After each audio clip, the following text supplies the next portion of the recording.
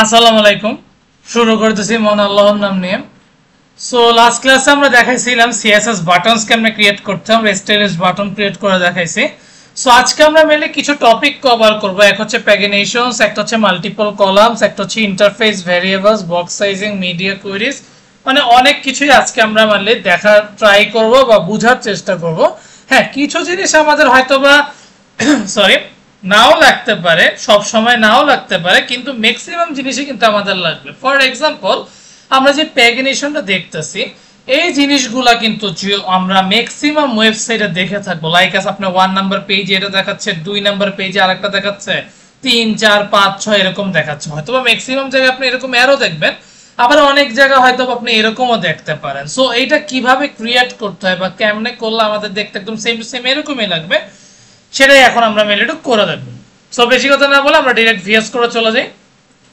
So VS করে যাওয়ার আগে ডেফিনেটলি আমি লাইভ সার্ভার ওপেন করে রাখবো। ওকে, সো আমি পাশাপাশি নিয়ে নেই। এনিওয়েজ, সো রাইট নাও আমি একদম সেম জিনিসটাই চাচ্ছি যে এইটা যাতে আসতে পারে। সেই জন্য আমাদেরকে কি করতে হবে, সুন্দর মতন এগুলোকে নিয়ে নিতে হবে। সো প্রথমত আমি একটা ডিপ ট্যাগের মধ্যে ওদের সবাইকে রাখতে চাচ্ছি। ফর এক্সাম্পল, আমি একটা অ্যাঙ্কর ট্যাগ নিলাম। অ্যাঙ্কর ট্যাগের মধ্যে আমি বলে দিব যে তুমি আগে ওই সাইনটা দাও। সো এইটাকে আমরা কিভাবে লিখি, আমরা লিখি যে ampersand A Q, sorry not A Q, L A Q, এই যে ইউ ও এইটা দেখেন আমার এই সাইনটা চলে আসছে। আপনার চাইলে এটা ইমেজ আকারেও নিতে পারবেন, অথবা এটাকে আপনি চাইলে অন্যভাবেও নিতে পারবেন। সো এইটা একটা গেল। আফটার দ্যাট আমরা কি করব, লাইক আছে এই যে 1 একবার দিলেন, দেন এইটাকে কপি পেস্ট করে আমরা কয়েকবার লিখব, দেখি 3 4 5 6।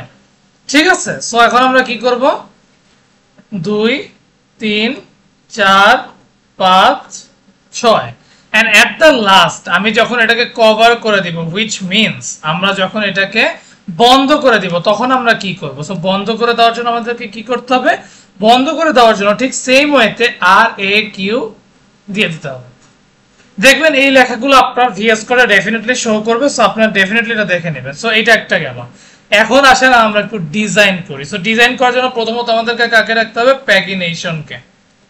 প্যাগিনেশন, এখন প্যাগিনেশনটা তো আমরা আসলে জানি না কই থেকে ডাকলাম। আমাদের এই ডিভের একটা নাম দিয়ে দিতে হবে, যার নাম আমরা দিয়ে দিব ক্লাস প্যাগিনেশন। সো স্টাইলে যদি এখন আমি বলি ডট প্যাগিনেশন, এখন ওকে যদি আমি বলি সবার আগে তোমার ডিসপ্লে হবে কি ইনলাইন ব্লক, হয়তো বা কোনো কিছু চেঞ্জ আসে না। রাইট নাও আমরা কি করব, ডট প্যাগিনেশন এ কে ডাক দিব, যার কালার হবে ব্ল্যাক। ঠিক আছে, সব কালো হয়ে যাবে। আফটার দ্যাট আমার ফ্লোট হবে লেফট, লেফটেই থাকবে। আমার প্যাডিং দিয়ে দেবে একটু, লাইক অ্যাজ 8 পিক্সেল উপরে নিচে, আর বামে ডানে আমি 16 পিক্সেল দিয়ে দিই। দেখবেন একটা গ্যাপ চলে আসছে। আর আমি টেক্সট ডেকোরেশন নাম দিয়ে দিব, যাতে আমার এই হাইলাইন মানে হাইপেন গুলো যাতে, আন্ডারলাইন গুলো যাতে না থাকে। সো এইটা গেল আমাদের খুবই সিম্পল একটা প্যাগিনেশন, আমরা চাইলেই ক্রিয়েট করে ফেলতে পারছি। সো এখন আমরা এটা করব, এটা হচ্ছে অ্যাক্টিভ এবং হভারেবল প্যাগিনেশন, হুইচ মিন্স আমাদেরকে একটা জিনিস অ্যাক্টিভ রেখে বাকিগুলোকে যখন আমরা মাউস হভার করব যাতে ও হভারেবল হয়। সো তার জন্য আমাদেরকে কি করতে হবে, খুব বেশি কিছু করতে হবে না। প্রথমত আমরা যেই জিনিসটাকে অ্যাক্টিভ রাখতে যাচ্ছি তার একটা ক্লাস দিয়ে দিই। ফর এক্সাম্পল, আমি ওর ক্লাসটা দিয়ে দিচ্ছি নাম অ্যাক্টিভ, যেহেতু আমি ওকে অ্যাক্টিভ আকারে দেখতে চাচ্ছি। এনিওয়েজ আমি একটু ভিএস করে ওকে একটু করে দিই, করে দিলাম। এনিওয়ে, সো রাইট নাও আমি বলতে চাচ্ছি যে আমরা এখন এমন একটা জিনিস নিব যেটাকে আমার অ্যাক্টিভ করতে হবে, প্লাস বাকিগুলোকে আমার কি করতে হবে, হভার করতে হবে। সো হভার করার জন্য সবার আগে আমার এই প্যাগিনেশনটাকে রাখতে হবে। একে বলে দিতে হবে যে তুমি এতে অ্যাক্টিভ বলে যে আছে, অ্যাক্টিভ বলে যে আছে তার ব্যাকগ্রাউন্ড কালার হবে কি, তার ব্যাকগ্রাউন্ড কালার হবে আমি দিয়ে দিই কালার কোডটা 4CAF50। কালার চলে আসছে, দেখেন 2 নাম্বারটা অ্যাক্টিভ হয়ে গেছে, আর আমি ওর কালার দিয়ে যাচ্ছে কি হোয়াইট। সো অটোমেটিক ও কিন্তু আপনার কালারটা করছে। এখন আমার মেইন কাজ হচ্ছে কি ওকে হভার করা। সো হভার করার জন্য আমাদের ডেফিনেটলি প্যাগিনেশনকে রাখতে হবে। দেন এটাকে আমি হভার করব। হভার করার আগে আমাদেরকে আরেকটা জিনিস করতে হবে, আমরা কাকে মেনলি হভার করতে চাচ্ছি না, দ্যাটস আমাদেরকে নট নামে একটা অ্যাট্রিবিউট ইউজ করতে হবে, যার মধ্যে আমি বলে দিব তুমি প্যাগিনেশনের সব অ্যাঙ্কর ট্যাগকে হভার করবা, কিন্তু শুধুমাত্র তুমি যে অ্যাক্টিভ নামে যাকে নিছিলা, অ্যাক্টিভ নামে যে ক্লাসটাকে নিছিলা, ওকে শুধুমাত্র তুমি হভার করতে পারবা না, এটার বৈধতা নাই। সো ব্যাকগ্রাউন্ড কালার আমি কি দিব, সরি ডিডি। এখন যদি আমি যাই, দেখেন সুন্দর মতন জিনিসটা কিন্তু হইতেছে। সো আমি কিন্তু আমার জিনিসটা বুঝতে পারছি। সো রাইট নাও আমরা কি করব, সো রাইট নাও আমাদের এখন কাজ হচ্ছে যে আমরা আরেকটা জিনিস দেখব, সেটা হচ্ছে এটা তো আমাদের হয়ে গেছে রাউন্ড অ্যাক্টিভ। এগুলো করার জন্য খুব বেশি কিছু আমাদের ইউজ করতে হবে না। প্যাগিনেশনের এতে যে আমি যদি বর্ডার রেডিয়াস আমার 5 পিক্সেল দিয়ে দিই, তাতে কিন্তু আমার সুন্দর মতন এটা দেখবেন সবগুলো আমার সুন্দর মতন কালার চলে আসছে। সো এটা রাউন্ড করা খুব বেশি কঠিন কিছু না। এখন যদি আপনাকে ট্রানজিশন এফেক্ট ইউজ করতে বলে, তখন আপনি কি করবেন? সো ট্রানজিশন এফেক্ট ইউজ করার জন্য ডেফিনেটলি আপনার এইখানেও সেম কাজটাই করতে হবে। সো এর জন্য আমাদেরকে কি করতে হবে, আমরা এখানে একটু দেখে নিই। সো আমার ট্রানজিশন কালারটা ইউজ করতে হবে। সো এটা আমি প্যাগিনেশন এইতেই নিব। সো আমি ট্রানজিশনকে বলে দিব, ট্রানজিশন তুমি ব্যাকগ্রাউন্ড কালারের উপরে থাকবা, অ্যান্ড তুমি 0.3 সেকেন্ড জুড়েই থাকবা। এনিওয়েজ এখন যদি আমি যাই, এই দেখেন একটু একটু করে কিন্তু দেখেন, এই যে আস্তে আস্তে আস্তে আস্তে, তাই না? দেখেন এই যে।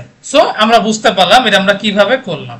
সো এইটা যেহেতু আমাদের হয়ে গেছে, রাইট নাও আমরা আরেকটা জিনিস করব, সেটা হচ্ছে আমরা হভারল করলাম, এখন বর্ডার্ড করতে চাচ্ছি। সো বর্ডার্ড করার জন্য আমাদেরকে কি করতে হবে, বর্ডার্ড করাটা আমাদের জন্য খুব কঠিন কিছু না। ফর এক্সাম্পল আমি এগুলো সবাইকে বাদ দিয়ে দিই, ঠিক আছে? এটা কি কালার আছে? আচ্ছা কালারই আছে। সো রাইট আমরা বর্ডার্ড করতে চাচ্ছি। সো বর্ডারের জন্য বর্ডার, সো আমি 1 পিক্সেল সলিড, আর আমি কি কালার দিব বলেন তো, গ্রে কালার দিব। So DD.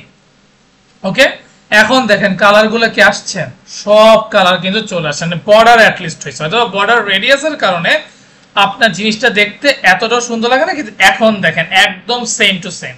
এখন শুধুই কি আমরা মানে বর্ডার প্যাগিনেশন রাউন্ডেড বর্ডারস তো করতে চাই, তার জন্য আপনার কি করতে হবে, শুধুমাত্র আপনার একটু ব্যাকগ্রাউন্ডের বর্ডার রেডিয়াসটা করে দিতে হবে। এখন আপনি যদি স্পেস চান, তখন আমার কি করতে হবে, যদি আমি স্পেস চাই, তার জন্য আমাদেরকে কি করতে হবে, আমাদেরকে একটা মার্জিন নিতে হবে, যেখানে আমি বলে দিব তোমার উপর নিচে আমার কোনো মার্জিনের দরকার নাই, কিন্তু আমার বামে ডানে 4 পিক্সেলের মতন জায়গা দরকার। দেখেন 4 পিক্সেল দিছে এইটা, এখন যদি আপনি 8 পিক্সেল দিতেন আরো ছড়ায় যেত, এই দেখছেন আরো ছড়ায় গেছে। সো এইটা আমরা দিলাম। ফন্ট সাইজ বাড়াতে চান, সো ফন্ট সাইজ আমি যদি এখন 22 পিক্সেল দিয়ে দিই, তাইলে আরো বড় হয়ে যাবে। ক্লিয়ার? সো এইটা হয়ে গেছে। এখন আপনার জিনিসটা ফর এক্সাম্পল এটা আমি 4 পিক্সেলে দিলাম ছোট হওয়ার জন্য, ঠিক আছে? এখন এইটা আপনি কি সেন্টারে চাচ্ছেন কিনা, সো সেন্টারে করার জন্য আমাদেরকে কি করতে হবে, আমাদের এই ওভারঅল ডিপটাকে সাপোজ আমরা একটু কপি করব,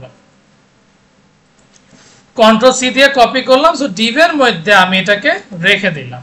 এখন এই ডিভের থেকে নাম দিতে হবে। সো এই ডিভের নামে আমি কি দিব, ফর এক্সাম্পল প্যাগ দিয়ে রাখলাম।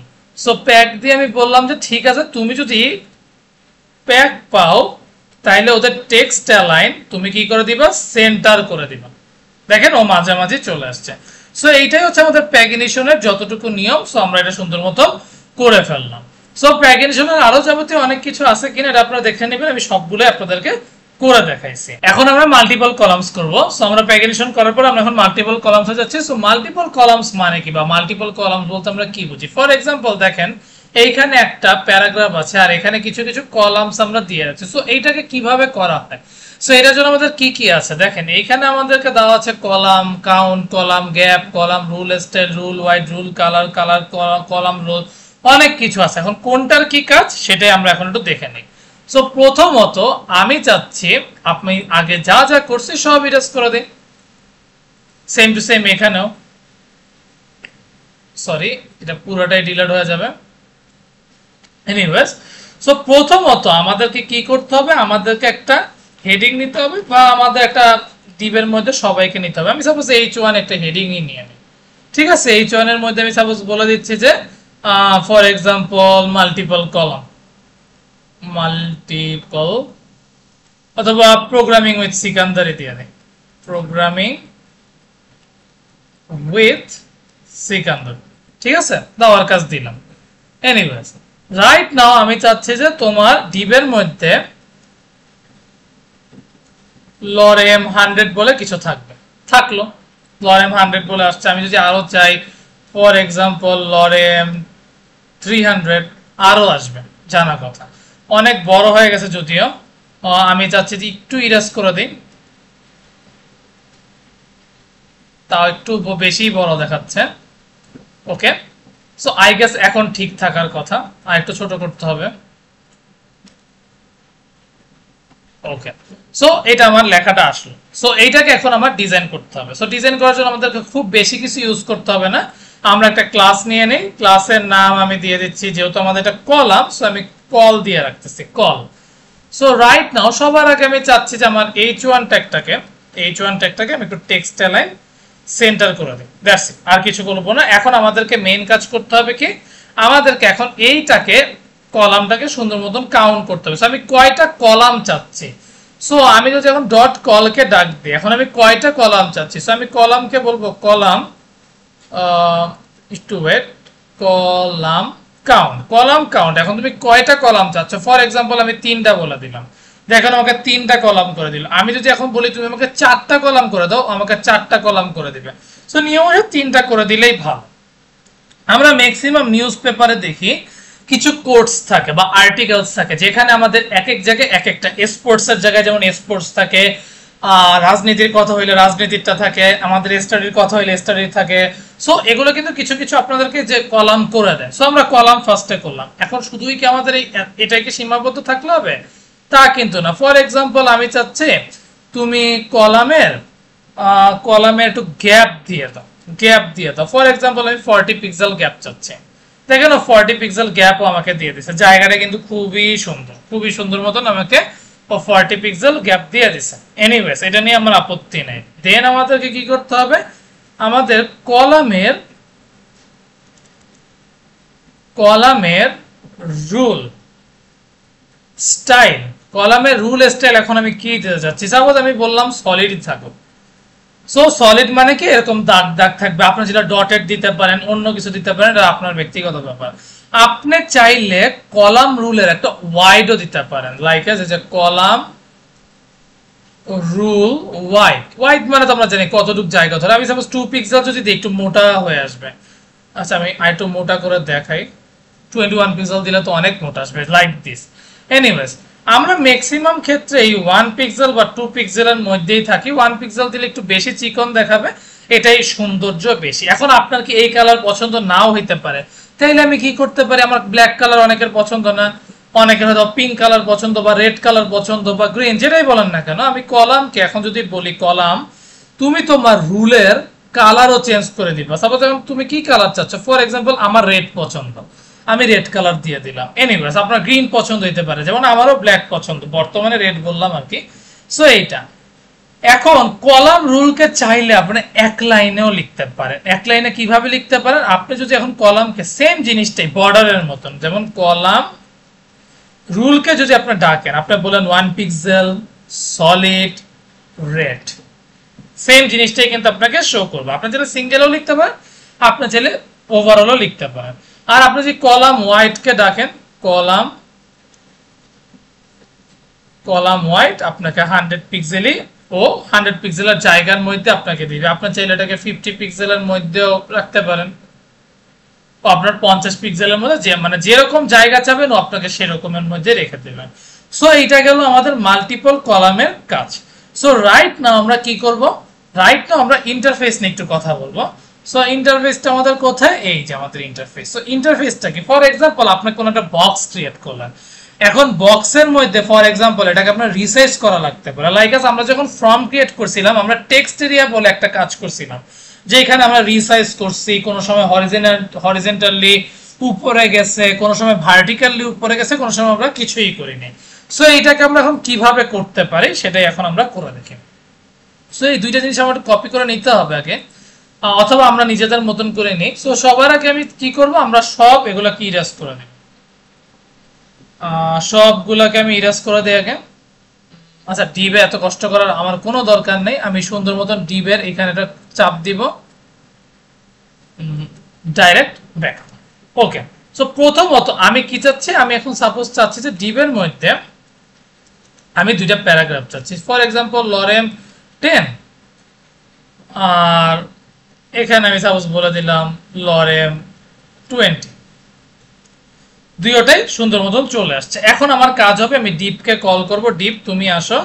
ডিপকে সবার আগেই বলে দিব, ডিপ তুমি আমাকে একটা বর্ডার দিবা যেটা 2 পিক্সেল একটু হোয়াইট থাকবে এন্ড সলিড, অন্য কোনো কালারস থাকবে না। ওকে, ও চলে আসছে। দেন আমি বলবো তুমি আমাকে একটু প্যাডিং দিয়ে দাও। সো প্যাডিং আমি কি দিব, প্যাডিং আমি দিব তুমি 20 পিক্সেল রাখো, 20 পিক্সেলও রাখলো। আফটার দ্যাট আমি ওকে বলে দিব তোমার হোয়াইটটা যাতে 300 পিক্সেলের বেশি না হয়। ও 300 পিক্সেলের জায়গা জুড়ে নিল। দেন আমি ওকে বলে দিব তোমার ওভারফ্লোটা যাতে অটো হয়, মানে ও যাতে সরে না যায়। এখন আসেন রিসাইজের কাজ। সো রিসাইজ আমি যদি বলি হরিজন্টাল, যদি রিসাইজ বলি হরিজন্টাল, তাহলে ও কি করবে, এই যে এরকম ভাবে যাচ্ছে, তাই না? এই যে সোজা মানে একদম রাইট সাইড হয়ে যাচ্ছে। ওকে, আপনি যেরকম স্টাইলে চাবেন। এখন যদি আপনি বলেন ভার্টিক্যাল, তাহলে ও কোথা থেকে যাবে, ও নিচ থেকে উপরে যাবে। এই যে এই যে ওভারফ্লোটা কেন দিলাম বুঝতে পারছেন? ওভারফ্লোটা এই কারণেই দিলাম যাতে আমার যখন আমি লেখাটাকে আপ ডাউন করবো, আমার লেখাটা যাতে বাইর হয়ে না আসে, ও যাতে ওই বক্সটার ভিতরেই থাকে। আর আমি যদি এখন বলি রিসাইজ, তোমার আসলে কিছুই লাগবে না, তুমি এটাকে নান করে দাও, তাহলেও সেম টু সেম, ও আর কোনো রিসাইজ করবে না। সো এটা আমরা সুন্দর মতো বুঝতে পারছি। সো রাইট নাও আপনারা এইটা কিভাবে করবেন, আউটলাইন অফসেট কিংবা আউটলাইন এগুলো কিভাবে করে সেটা আমি একটু জাস্ট হালকা একটু ধারণা দিয়ে দিই। সো প্রথমত সাপোজ আমি এতটুকুর মধ্যে সীমাবদ্ধ রাখি, ওকে, আর আমি আগের সবকিছু ডিলিট করে নেই। ওকে, সো আমি ডিপকে আগেই বলে দিব, ডিপ তোমার আগের সবকিছুই থাকুক, আমার সমস্যা নাই, তোমার শুধু মার্জিন দরকার। আগে মার্জিনকে আমি বলে দেব তুমি 20 পিক্সেল নিচে আসো। আমি বর্ডার বলে দিব, বর্ডার তুমি 1 পিক্সেল সলিড এন্ড ব্ল্যাকই রেখে দাও। ও সুন্দর মতন এটা কাজ করছে। আমি চাচ্ছি যে ওর একটু প্যাডিংও থাকা মনে হয় বেটার, সো আমি 10 পিক্সেল প্যাডিং দিয়ে দিচ্ছি।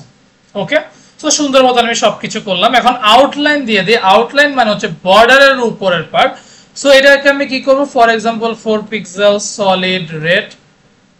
দেখেন উপরে বর্ডার চলে আসছে, কিন্তু আমার কিন্তু এই যে বর্ডার যেটা মানে আমি আউটলাইনের উপরে যে আউটলাইন করলাম এটা কিন্তু বোঝা যাচ্ছে না। এর জন্য আমাদেরকে কি করতে হবে, আমাদেরকে আউটলাইন অফসেট নামে একটা টার্ম নিতে হবে, যেটা আমি যদি সাইজ দিয়ে দেই, দেখেন এখন কিন্তু বোঝা যাচ্ছে যে আমার একটা বর্ডার ছিল। বর্ডারের বাইরে যে আউটলাইনটা হইলো এর ভিতরেও কিন্তু আমার স্পেস আছে। সো এটা আমি বুঝাইতে পারছি আই গেস। সো এইটা আমরা বুঝে ফেললাম। সো আরেকটা আছে ভার ফাংশন। সো ভার ফাংশনটা মানে কি, দেখবেন অনেক সময় আমাদেরকে বারবার কালার ইউজ করতে হয় বা একই জিনিস বারবার ইউজ করতে হয়। ভার ফাংশনের কাজটা আমরা আরো ডিটেইলসে জানবো যখন আমরা মেইনলি জাভা স্ক্রিপ্ট করব অ্যাডভান্স লেভেলের, কিন্তু আপাতত এতটুকু শিখে রাখেন এটা আসলে আমাদের কোন কাজে লাগে। এই ভারটা মেইনলি লাগে ফর এক্সাম্পল আমরা যখন কোনো ওয়েবসাইট বানাই আমাদেরকে বারবার কালার কোড দিতে হয়, যেটা আমাদের জন্য পেইন। সো আমরা ওটা না দিয়ে যদি আমরা এক জায়গায় জিনিসটা সেট করে রাখি, এরপর যে ভার ফাংশনের নাম ভার ফাংশনকে দেখে ওটাকে যদি জাস্ট নামটা ধরে রাখি, তাহলে আমার বারবার জিনিসটা ইউজ হবে। সো আমি জানি এটা হয়তো আপনারা অতটা ক্লিয়ারলি বুঝেন নাই, আমি আপনাদেরকে এখনই ক্লিয়ারলি বুঝাই বলতেছি। সো প্রথমত আমি চাচ্ছি এগুলো সব ইরেজ হয়ে যাক সেম টু সেম ভাবে এটা। এনিওয়েজ, সো প্রথমত আমি একটা ডিপ ট্যাগ নিব। ডিপ ট্যাগ নিব যেখানে আমার h2 বলে একটা ওয়ার্ড থাকবে, যেটাকে আমি বলে দিব হ্যালো হ্যালো ওয়ার্ল্ড বা প্রোগ্রামিং উইথ সিকান্দার, যেহেতু এটা আমার YouTube channel programming with Sikandar. Anyways, so h2 আমি পেয়ে গেলাম, রাইট? না আমি দুইটা প্যারাগ্রাফ ট্যাগ নিব। সো লরেম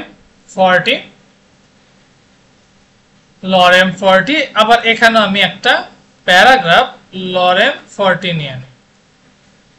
ওকে, সো এই জিনিস দুইটা আমি সুন্দর মতন লিখে নিলাম। এখন আমার মেন কাজ কি? এখন আমি যেটাকে বলতেছি, সবার আগে আমি একটা কন্টেইনার মানে একটা ক্লাস নেম নিব, কন্টেইনার। ঠিক আছে, সো নিয়ে নিলাম। ওকে, সো রাইট নাও আমাদের কি করতে হবে, যেটাকে আমরা বললাম এক জায়গায় আমাদেরকে কালারগুলো কিন্তু সেট করে রাখতে হবে। সো কালারগুলোকে এখন আমি কিভাবে সেট করব? ফর এক্সাম্পল এই যেগুলোকে তো আপনার সেট করে রাখতে হবে। সো সেট করার জন্য আমাদেরকে কি করতে হবে, এই ফাংশনটাকে আগে ডাকতে হবে। সো সবার আগে আমি চাচ্ছি যে এই রুট নামে একটা টার্ম নিব। সেই জন্য আমাদেরকে কি করতে হবে, যে রুট, এই যে রুট নামে নিলাম।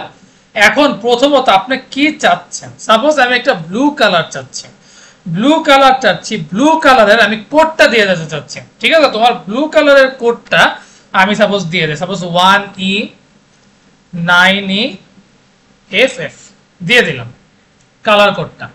দেন আমি সাপোজ হোয়াইট চাচ্ছি। এখন শুধু যে হোয়াইট হবে তা কিন্তু না, আপনি চাইলে অন্য কালারও দিতে পারেন, কালার কোডটা দিলে আপনার জন্য ভালো। সো রাইট না আমি কি করব, FF হোয়াইট কালার চলে আসছে, জানা কথা। জাস্ট আ মিনিট, এখন হোয়াইট কালার চলে আসছে। সো রুট আর এসের কাজ আমার শেষ। এখন ম্যাজিকটা মেনলি দেখেন। সো সবার আগে আমি বডিটাকে ডাকবি। সাপোজ আমি বডির ওভারঅল কালারটা ব্লু দিতে চাচ্ছি। সো ব্যাকগ্রাউন্ড কালারকে যদি আমি ডাকি, আমি যদি var ফাংশনটাকে ডাকি, var ফাংশনের মধ্যে যদি আমি বলি এখন আমার ব্লু দরকার, শুধু ক্লিক দিবেন, এন্টারে চাপ দিবেন, পুরো ব্লু হয়ে আসছে। ন্যাচারালি আমাদেরকে কি করতে হতো, কালার কোড লেখা লাগতো, কত ঝামেলা করা লাগতো না, কিন্তু আমি একবার শুধুমাত্র আমার ব্লু ফাংশনটাকে ডাকছি, শুধু এক জায়গায় আমি সেট করে রাখছি, বাকিটা কিন্তু আমার কষ্ট করতে হয় না। শুধু কি এটাই সীমাবদ্ধ? তা কিন্তু না। এখন আসেন আমরা কন্টেইনারটাকে একটু ডিজাইন করি, যার মধ্যে আমার H2 বা সব ট্যাগই আছে। সো আমি কালার বলে দিব, কালার ফর এক্সাম্পল ভারের মধ্যে তুমি ব্লুই রাখবা। দেখবেন এখন দেখা যাচ্ছে না, তার একটা রিজন আছে। সাপোজ ব্যাকগ্রাউন্ড কালার যদি আমি এখন দিয়ে দিই, এখানে আমি ভারকে ডাক দিই, হোয়াইট দিয়ে দিই, দেখবেন এখন চলে আসছে না? এখনো দেখতে সুন্দর লাগতেছে না? এখন আমি যদি একটু প্যাডিং দিই, প্যাডিং দিলাম 15 পিক্সেল, দেখেন এখন কিন্তু একটা সুন্দর ইসের মধ্যে চলে আসছে।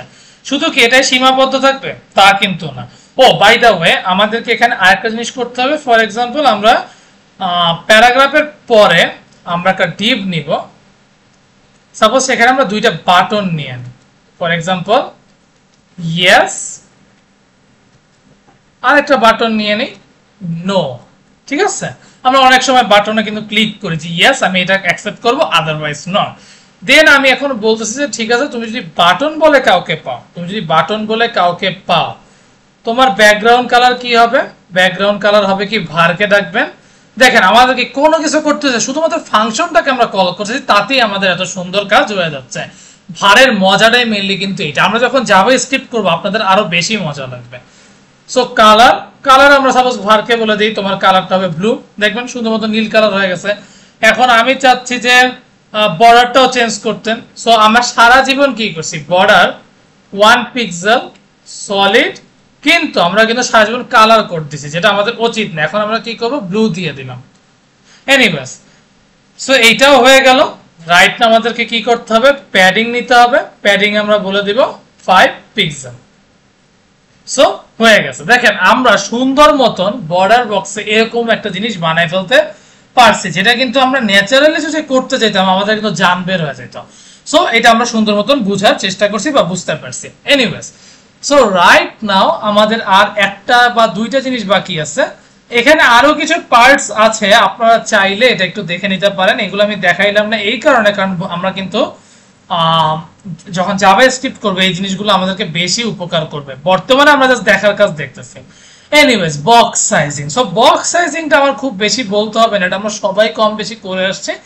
বক্স সাইজিং মানে হচ্ছে যে আমি মেইনলি কি চাচ্ছি, বর্ডার বক্সটা দিলে হবে কি আমার অনেক অংশে এই কাজটা মানে বক্স সাইজিংটা অনেক অংশে আমার বলে দিতে পারবো, যেটা আমার বর্ডার বক্স। আমি একটা আর্টিকেল লিখবো, সেখানে আমি বর্ডার বক্স করে দিলে ওই জিনিসটা আমাকে বক্স আকারে দেখাবে। সো এই জিনিসটা আমি করে দেখাইলাম না, আপনারা একটু দেখে নিন কিভাবে এটা করতে হয়।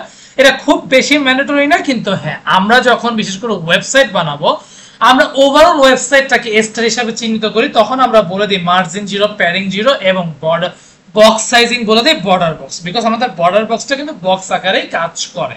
সো এইটা, so right now media queries. So media কোয়েরিজটা সবচেয়ে ফ্যান্টাস্টিক আমি বলবো, কারণ মিডিয়া কোয়েরিজে এইটা হচ্ছে যারা রেসপন্সিভ ওয়েবসাইট আমরা যখন বানাবো তখন আমাদেরকে মিডিয়া কোয়েরিজ অনেক অনেক অনেক হেল্প করবে। আমরা কতটুকু জায়গার মধ্যে যাচ্ছি, একটা ছোট ফোনে কিভাবে আমাদের ওয়েবসাইটটা শো করবে, কত পিক্সেলের মধ্যে নিতে চাচ্ছি, সেটাই আমাদেরকে মেইনলি মিডিয়া কোয়েরি চিহ্নিত করে রাখেন।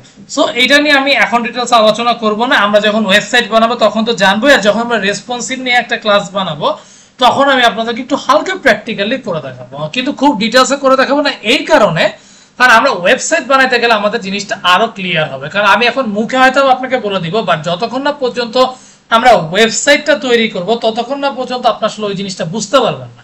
বিকজ আপনার যে কোনো কিছুই, ফর এক্সাম্পল ক্রিকেট খেলায় আপনি যতই প্র্যাকটিস করেন বা যতই আপনি আপনার স্কিলস গ্রো করেন না কেন, বাট যতক্ষণ না পর্যন্ত আপনি ম্যাচ খেলবেন ততক্ষণ পর্যন্ত কিন্তু আপনার স্কিলের কোনো দাম থাকবে না। ঠিক ওয়েবসাইট বা আমাদের সিএসসি যারা স্টুডেন্ট আছে বা সিএসসি বাদ দেন, যারা ধরতে গেলে প্রোগ্রামিং করে তাদের লাইফটা অনেকটা এরকম, যতক্ষণ না পর্যন্ত একটা জিনিস আমরা সলভ করতেছি ততক্ষণ পর্যন্ত আমরা বলতে পারবো না যে আমাদের জিনিসটা ক্লিয়ার। সো এই কারণে আমি কিন্তু আপনাদেরকে এখনো এটা করাচ্ছি না, ইনশাল্লাহ আমি করাবো। সো এটা করতে থাকেন, নেক্সট ক্লাস ইনশাআল্লাহ আমরা রেসপন্সিভ সিএসএস এ কিভাবে রেসপন্সিভ করতে এটা দেখাবো। এন্ড লাস্ট ক্লাস আমাদের আর দুইটা ক্লাসই আছে, একটা হচ্ছে সিএসএস রেসপন্সিভ আর একটা হচ্ছে ফ্লেক্সবক্স এন্ড গ্রিড। সো এগুলো করলে আমাদের সিএসএস শেষ, দেন আমাদের কাঙ্ক্ষিত একটা প্রজেক্ট আমরা করে দেখাবো। So best of luck, keep practising, and যাওয়ার আগে একটাই কথা, keep faith on yourself and take a challenge. Thank you.